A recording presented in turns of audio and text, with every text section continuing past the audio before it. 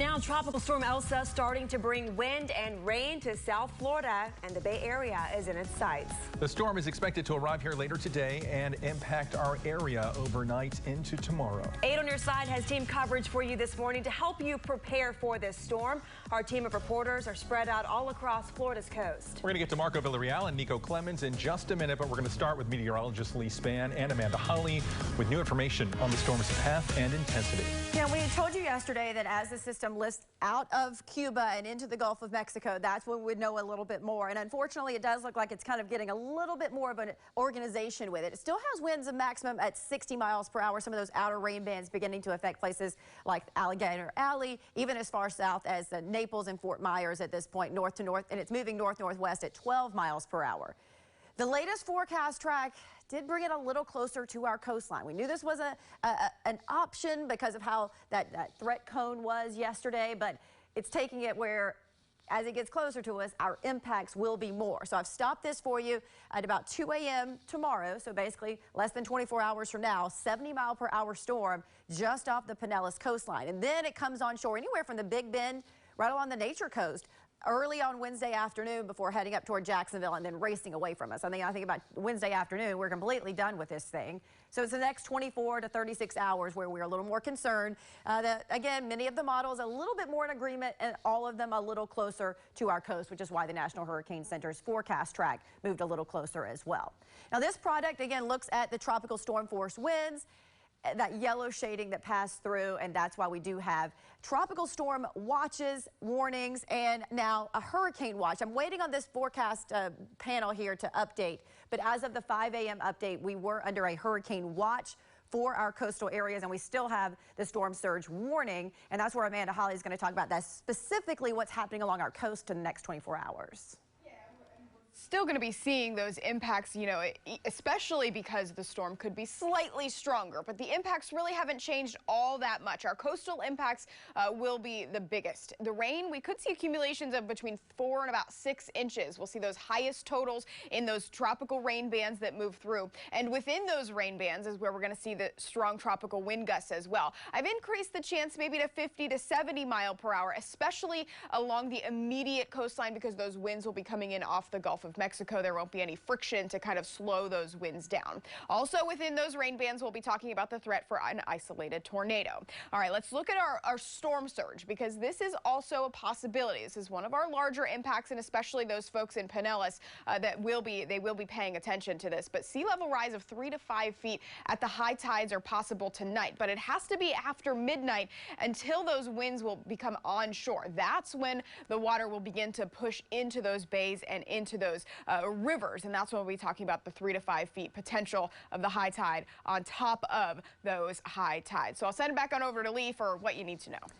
And again, we're not expecting a lot of strengthening, but just enough to keep it in that strong tropical storm status. But the big thing is that we're on the eastern side of this storm, which is the worst side. It pushes, again, as Amanda mentioned, all the water from the Gulf of Mexico into those smaller bodies of water. So flooding from rain, yes, but those higher tides could lead to coastal flooding.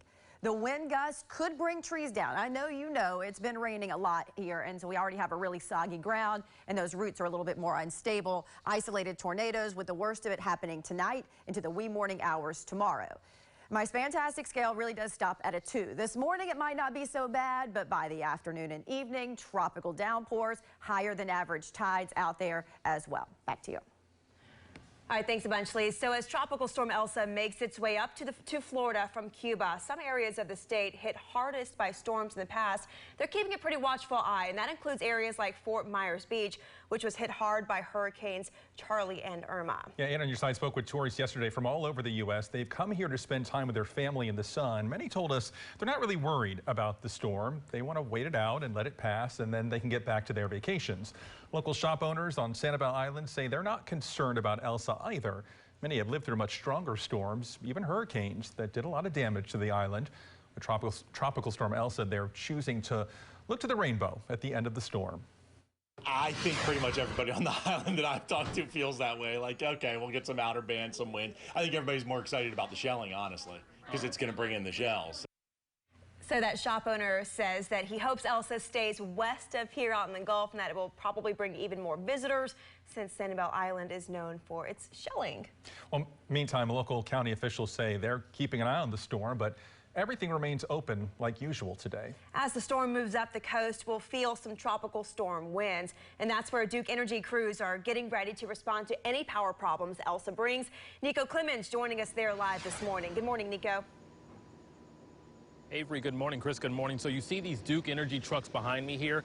So these are the crews that will go out and restore power if it goes out. And that's not all. Hundreds of crews are coming from the Carolinas and Midwest to help get the power or get the lights back on, again, if and when they go out. So Duke Energy, they have more than 2,600 crew members who are on standby. A Duke Energy spokeswoman says, think of the things you'll likely need in case of a power outage, especially those who may use power for a medical need.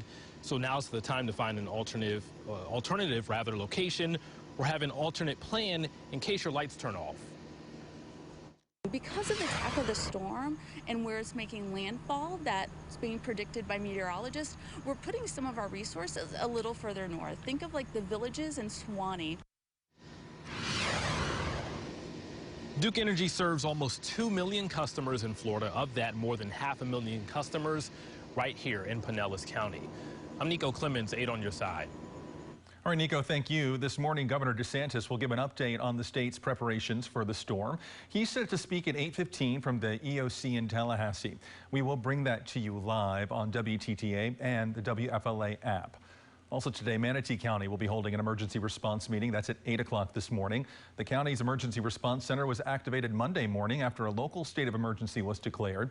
Avery's tracking several storm centers that are opening up to help keep you safe. Yeah, so shelters are beginning to open in anticipation for Elsa. And one of those shelters opening this morning is in Hillsborough County.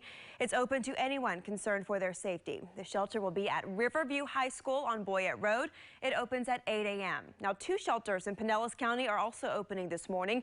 Lowman Exchange and Ross Norton Recreation Center shelters will start taking in people at 9 a.m. The Pinellas Suncoast Transit Authority will also offer free rides to the shelters. Manatee County is also opening an emergency shelter at Manatee High School. That starts at 8 a.m. Now, this is meant to help people who live in mobile homes or low-lying areas that are prone to flooding. Officials say they will conduct temperature checks and screen visitors for COVID-19. And we're going to turn things over now to Lee Spann and Amanda Holly because I know you just got the 5 a.m. update a few minutes ago, Lee. Yeah, and again, it does bring it a little, unfortunately, closer to our coast. So this morning, things are just a little breezy, but as the day goes on, those winds certainly are going to increase. This is a live look right now in Tampa where it's 76 degrees. One thing working for us is the wind shear. So this wind shear, this red shaded area, that's higher wind shear. It's not enough to keep it from strengthening at all. But if we didn't have this wind shear and we had the warm waters of the Gulf of Mexico, we would be in a lot different situation right now. Now, it is an unfortunate situation that all the computer models are a little closer to us, but it only allows the system to strengthen to about 70-mile-per-hour winds. Again, strengthening, but not as much as it would if we had no shear. So we can certainly appreciate that when we can.